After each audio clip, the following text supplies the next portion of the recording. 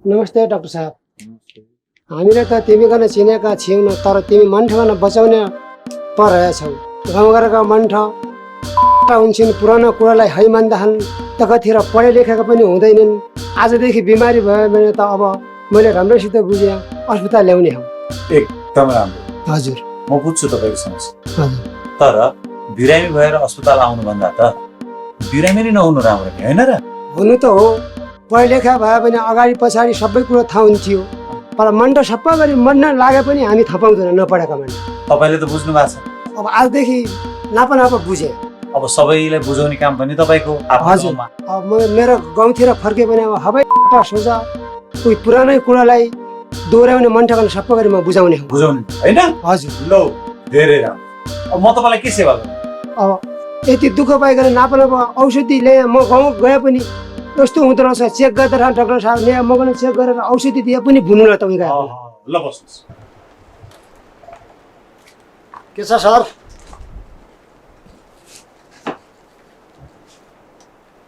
मैले अस्ति तपाईँलाई दिएको जानकारीले केही फाइदा भयो? भयो नि अमरजी। म तपाईँलाई अरू के सहयोग गर्न सक्छु? छिरिङको पुरानो कुरा केही थाहा छ भने भन्नुहोस्। पहिला यसै स्वास्थ्य चौकीमा उच्च चलाउने आउने गर्थ्यो। त्यस पछाडि उसकी श्रीमती मरि, ऊ धेरै बेर बेपत्ता भयो। त्यस पछाडि फेरि पनि यसै स्वास्थ्य चौकीमा काम गर्नु भनेर आएको थियो।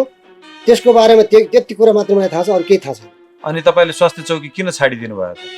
मलाई काम गर्न मन लागेन। किन? मलाई देवता आउन थाल्यो अनि छाडिदिएँ। ए, अनि आजकल आउँछ कि आउँदैन त? कहिले काहीँ आउँछ। अनि तपाईँलाई यहाँका स्वास्थ्य कर्मीहरूको हत्या कसले गर्यो जस्तो लाग्छ? तिनीहरू अलि बदमास जस्ता थिए, गाउँलेहरूसँग रिसबिक भयो होला। तपाईँलाई को प्रति शङ्का छ? छैन, उनीहरू एक दिन मर्नै पर्ने थियो, मरे। किन त्यसो भन्नुहुन्छ? उनीहरूका कुरा छाडिदिनुहोस्। यो मेरो ठाउँमा तपाईँले केही समस्या छ भने भन्नुहोस्। म हुँदै तपाईँले कसैले केही गर्न सक्दैन। तपाईँ स्वस्थ हुनुहुन्छ नि? के तपाईँले मलाई रोगी ठान्नु भएको छ कि क्या हो? होइन, तपाईँ स्वस्थ हुनुहुन्छ नि भनेको। म जस्तो मान्छे स्वस्थ हुन्न र? तपाईँले आफैलाई यो प्रश्न कहिल्यै गर्नुभएको छ? म ठिक छु, यस्तो बेतालको प्रश्न किन गर्नु? यो त एकदम महत्त्वपूर्ण प्रश्न हो। स्वस्थ नभएको भए म थला परिहाल्थेँ नि। के भयो आज तपाईँलाई? तपाईँको कुरा सुन्दा त तपाईँ स्वस्थ हुनुहुन्न जस्तो छ। के भन्नुभयो तपाईँले? रोगी भन्ने आरोप लगाउने?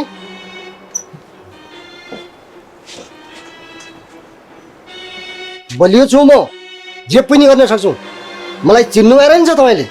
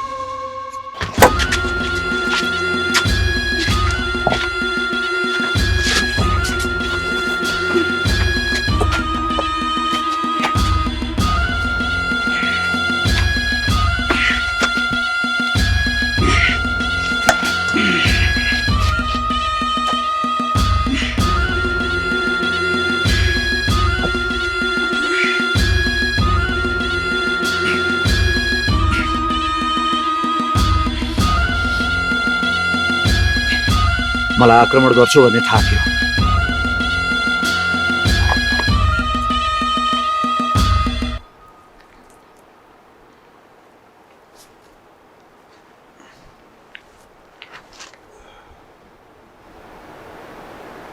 भन, स्वास्थ्य कर्मीलाई किन मारे?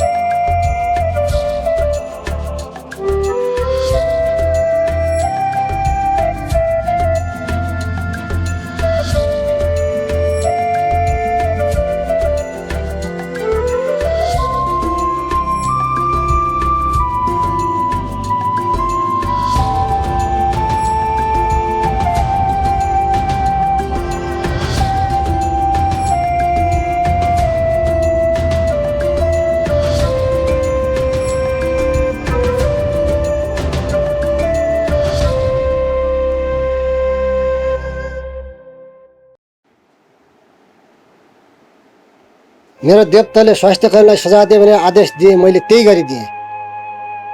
देवताले पनि कसैलाई मार भन्छ त? मान्छे मार्ने देवता हुनै सक्दैन। मलाई त्यस्तै अनुभूति भयो। त्यो तपाईँको परिकल्पना मात्र हो। ए, त्यसो भए मैले आफैमा त्यस्तो परिकल्पना गरेँ त सर? हो, यो मनोवैज्ञानिक अस्वस्थता हो। तपाईँ एकदमै अस्वस्थ हुनुहुन्छ। म रोगी छु त सर।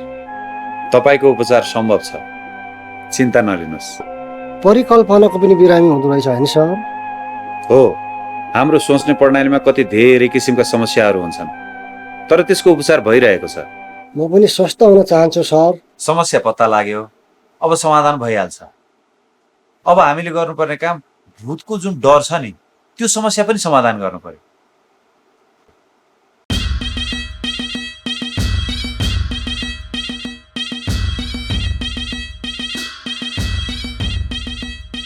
मैं नै हो। त्यो स्वास्थ्य कर्मीहरूसँग मेरो रिस थियो। त्यो स्वास्थ्य चौकी बन्द भएको हेर्न चाहन्थे। त्यो भुसुई केही छैन। आजदेखि जानु होला, तपाईँ उपचार गर्नु होला। त्यसको लागि म क्षमा प्राप्ति गर्न चाहन्छु।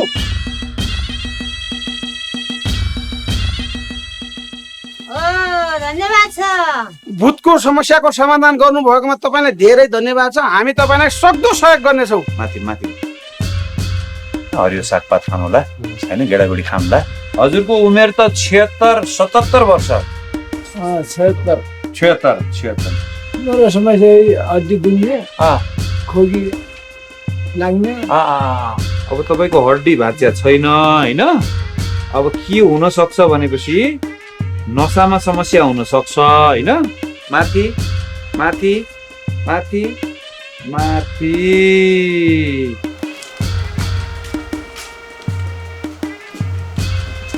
तपाईँको यो फुटोले मेरो छोरो बिरामी भयो। राति भूत भनेर तर्सिन्छ, मलाई दुःख दिन्छ। ओहो, यो भूतले तर्सायो तिमीलाई? मेरो दिमागमा यो भूत आइरहन्छ। तिमी यो भूतलाई जित्न चाहन्छौ? चाहन्छु। हो, यस्तै भूतहरूलाई हो हामीले जित्नु पर्ने। त्यसको लागि धेरै पढ्नु पर्छ। हुन्छ।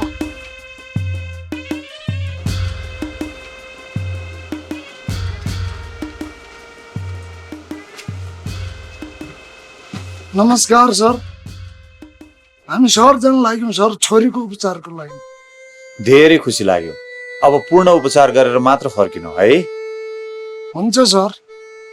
स्वस्थ भएर धेरै पढ है। हाम्रो देशलाई धेरै डाक्टर नर्सको खाँचो छ। पढ्छौ नि? पढ्छु सर। म पनि उतै केही काम गर्छु सर, उनीहरूलाई पढाउनु पर्यो। ल यो त झन गजब कुरा गर्नुभयो।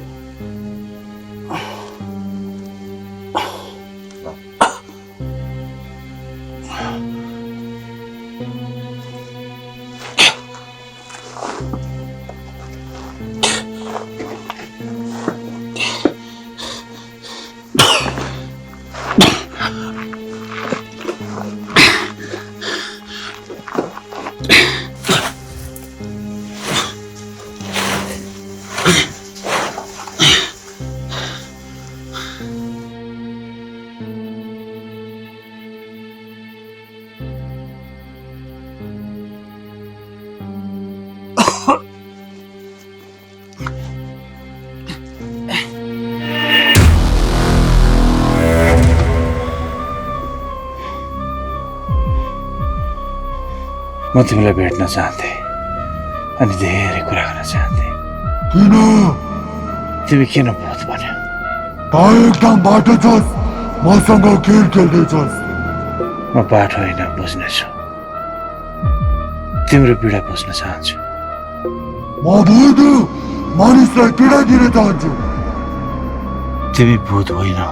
म भूत त किन मान्दिनस्? मैले माने भने तिमी खुसी हुन्छौ? तैँले मानिनस् भने त मर्छस्। मैले माने भने के तिमी भूत हुन्छौ त? म भूत नै हुँ। यो तिमीले मानेको कुरा हो, किन आफूलाई भूत मान्यौ? मलाई धेरै प्रश्न नगर। प्रश्नसँग किन डराएको? फेरि प्रश्न नगर भनेको। ल म प्रश्न गर्दिन, तर तिमी भूत हौ भने प्रश्नसँग किन डराएको? मलाई प्रश्न नगर। प्रश्नसँग डराउने पनि भूत हुन्छ र? जो प्रश्नसँग डराउँछ ऊ अस्वस्थ हुन्छ। अस्वस्थले प्रश्नको सामना गर्न सक्दैन। अस्वस्थ अस्वस्थ म तँलाई मारिदिन्छु। मार्नु अगाडि एकचोटि आफूलाई प्रश्न गर, मान्छे मारेर तिमीले के पाउँछौ? आनन्द पाउँछु। मान्छे मारेर पाउने आनन्द कस्तो आनन्द हो? फेरि प्रश्न? त पागल छस्। प्रश्नले नै हामी हरेक रहस्य सुल्झाउन सक्छौँ। के तिमीसँग प्रश्न छैन? मसँग प्रश्न? किन चाहियो प्रश्न? प्रश्नले समाधान खोज्छ। के को समाधान? हरेक समस्याहरूको, हरेक पीडाहरूको। प्रश्नले कसरी पीडाको समाधान दिन्छ? तिमीलाई कस्तो पीडाको समाधान चाहिएको छ? तैँले नक्कली भूत बनाएर मसँग खेल खेलिस्, त जे चाहन्छस् त्यो पुरा हुने छैन। त्यसको लागि मलाई तिम्रो सहयोग चाहिन्छ।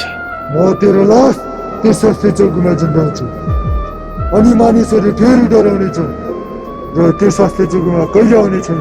हो, मलाई थाहा छ तिमी त्यति नै चाहन्छौ, स्वास्थ्य चौकीमा मानिसहरू नआउन् भनेर। के त्यो स्वास्थ्य चौकी बन्द भयो भने तिमी खुसी हुन्छौ? हुन्छु। म त्यो स्वास्थ्य चौकी सधैँ बन्द गराउन चाहन्छु। त्यतिको लागि तिमीले ती मान्छेहरूलाई मार्यो? ल म यो स्वास्थ्य चौकी बन्द गरिदिन्छु, तर तिमी भन त, तिमी यो स्वास्थ्य चौकी किन बन्द गराउन चाहन्छौ?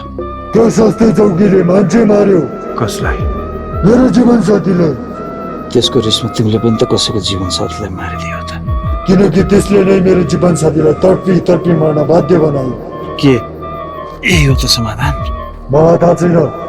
यो त तिम्रो आक्रोश मात्र। हो मलाई पीडा छ रिस छ हो यही पीडा छटपटी रिस नै भूत हो जो तिमीलाई भूत जस्तो व्यवहार गर्न बाध्य बनाइरहेको छ। तिमी भूत होइन, तिमी भित्र रहेको त्यो बदलाको भाव नै भूत हो। त मलाई हल बनाउँदैछस्। म तिम्रो समस्याको समाधान खोज्दैछु। तिमीले आफ्नो हरेक सोच र क्रियालाई प्रश्न गरेको भए तिम्रो पीडाको समाधान हुन्थ्यो।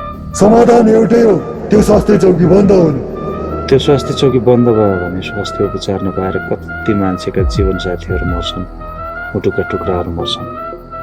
कति निर्दोष मान्छेहरू मर्नु तिम्रो समाधान हो?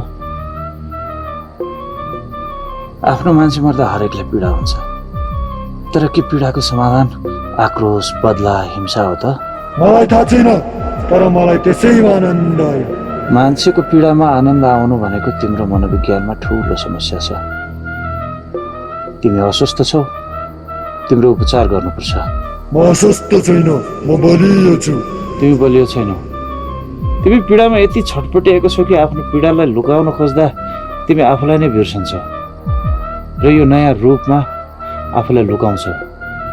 यो गम्भीर रोग हो। मलाई कुनै रोग छैन। ठिक छ, एकपटक उपचार गरेर हेर न। रोग रहेनछ भने एकदम राम्रो भयो। रोग रहेछ भने उपचार गराउनु पर्यो। हामीमा रोगप्रति एकदम हिंसावाद छ। एउटा कुरो मान्नै पर्छ, हामी सबैजना रोगी हुन सक्छ। रोगी हुनु अपराध गर्नु होइन, तर रोग पालेर राख्नु आफैप्रतिको अपराध हो। आफू बिरामी हुँदा आफूलाई मात्र होइन, आफ्नो घर परिवार, इष्ट मित्र, छर छिमेक, समाज र राष्ट्रलाई असर पर्छ, क्षति हुन्छ।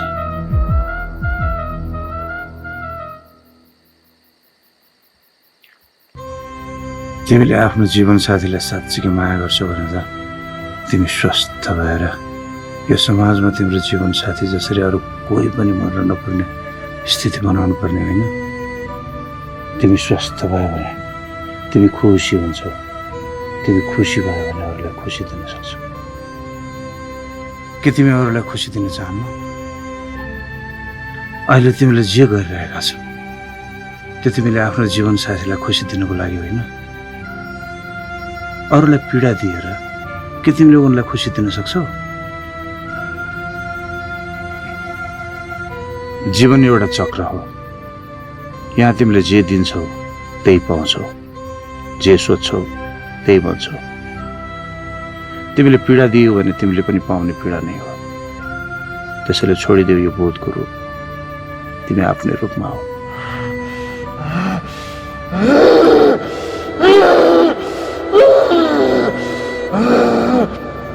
तिमी सक्छौ यो भूतलाई जित्न। यति सङ्घर्ष गर, तिमी पीडाबाट मुक्त हुनेछौ र यही नै तिम्रो जीवनसाथीलाई श्रद्धाञ्जली हुनेछ। हामी भित्रको भूतले आफूलाई शक्तिशाली बनाउन खोजिरहेको हुन्छ।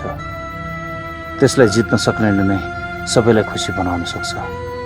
यो हरेक मानिसको लागि अग्नि परीक्षा हो।